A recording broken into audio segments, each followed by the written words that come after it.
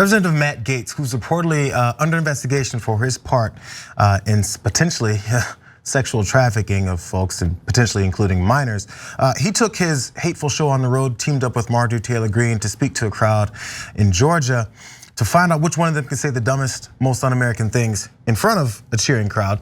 Matt Gaetz started out this whole thing by, or at least this section of it, by talking about the real reason, the real basis for the Second Amendment and the way that we should be carrying it out today. Let's give a listen to that part. The Second Amendment is not about, it's not about hunting, it's not about recreation, it's not about sports. The Second Amendment is about maintaining within the citizenry the ability to maintain an armed rebellion against the government if that becomes necessary. I hope it never does. Yeah, he hopes so. The problem is he's, again, speaking in the same year that we had that insurrection that was prompted by his boss, God, Fuhrer, whatever you want to call him, in the same year of this happening, and speaking to similar crowds because they've kept this energy going. So he knows what he's doing, and he also knows he's trying to take some attention from the bad press he's getting, so he stands in front of a bunch of crazed fans the same way, again, his president did. Before we get to the second reason for the Second Amendment, because I thought that was the only one he gave. By the way, he did give another, even more murderous version of it, of what we need to do with the Second Amendment.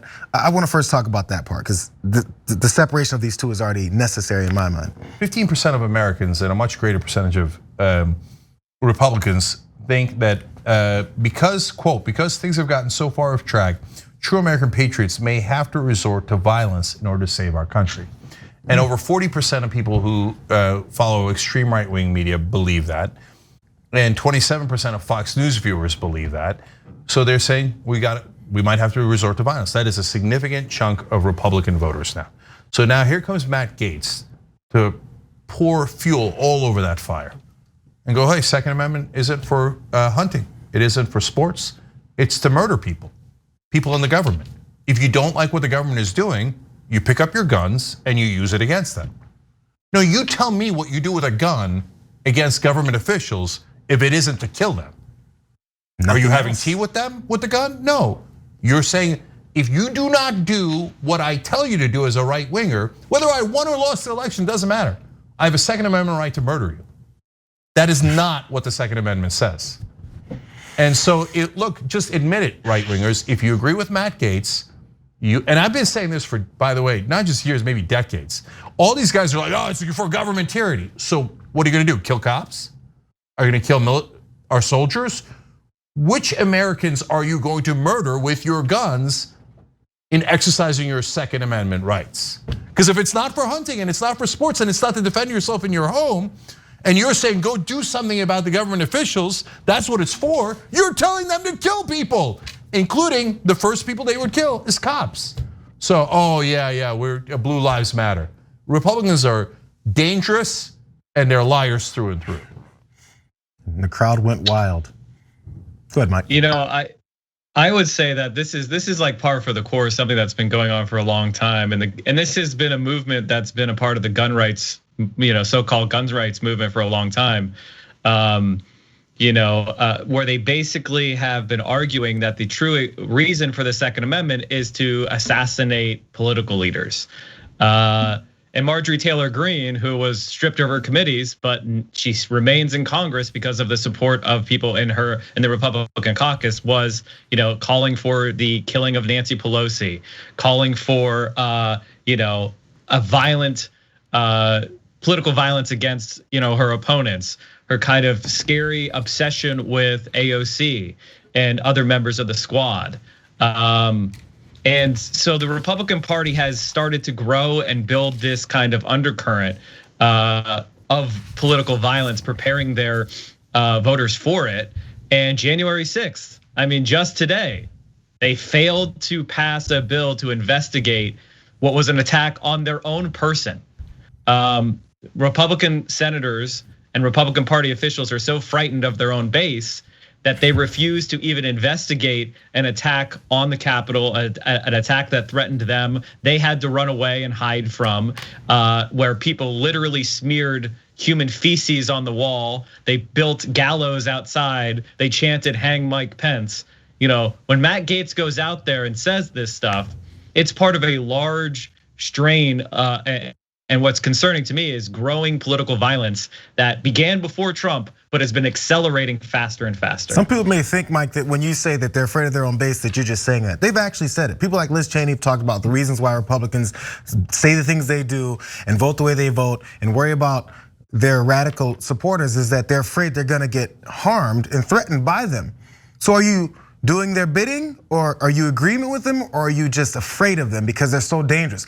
But I heard there's this large percentage of Republicans who say the left wing is the one who showed up at the Capitol, that they're the violent ones, that they're the ones who are going after overturning the government. It's weird how that just nothing makes sense.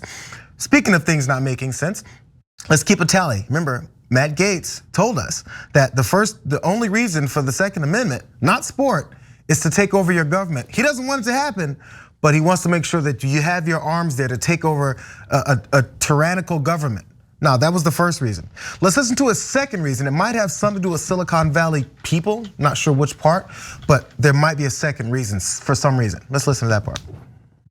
The internet's hall monitors out in Silicon Valley, they think they can suppress us, discourage us. Maybe if you're just a little less patriotic, maybe if you just conform to their way of thinking a little more, that you'll be allowed to participate in the digital world. Well, you know what? Silicon Valley can't cancel this movement or this rally or this congressman.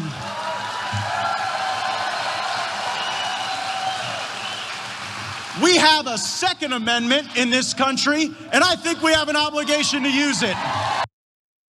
We have an obligation to use the Second Amendment to go after tech companies because they've excluded you from the conversation that you're having in front of a bunch of people, broadcast somewhere. Anyways, and none of it has to make sense, but now the Second Amendment is used to go ahead and kill those folks because you're out of the circle. So we're not just killing cops anymore. We're not just killing government officials anymore. That's what the right wing was celebrating earlier.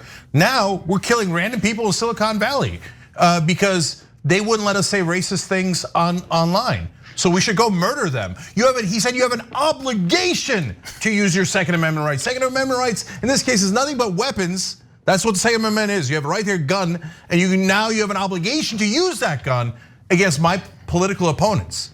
That is directly fascist. Directly fascist. And by the way, also a terroristic threat. Literally a terroristic threat. One thing I would say, Cenk, is like Matt Gaetz is actually one of the people who tried to spread the rumor that it was Antifa who attacked the Capitol. He went on the floor of the House and claimed that it might be Antifa members or Black Lives Matter that had actually attacked the Capitol, that it was a false flag, that they pretended to be Trump supporters, etc.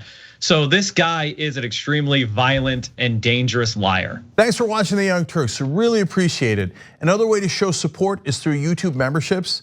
You'll get to interact with us more. There's live chat emojis, badges. You've got emojis of me, Anna, John, Jayar. So those are super fun. But you also get playback of our exclusive member-only shows and specials right after they air. So all of that, all you gotta do is click that join button right underneath the video. Thank you.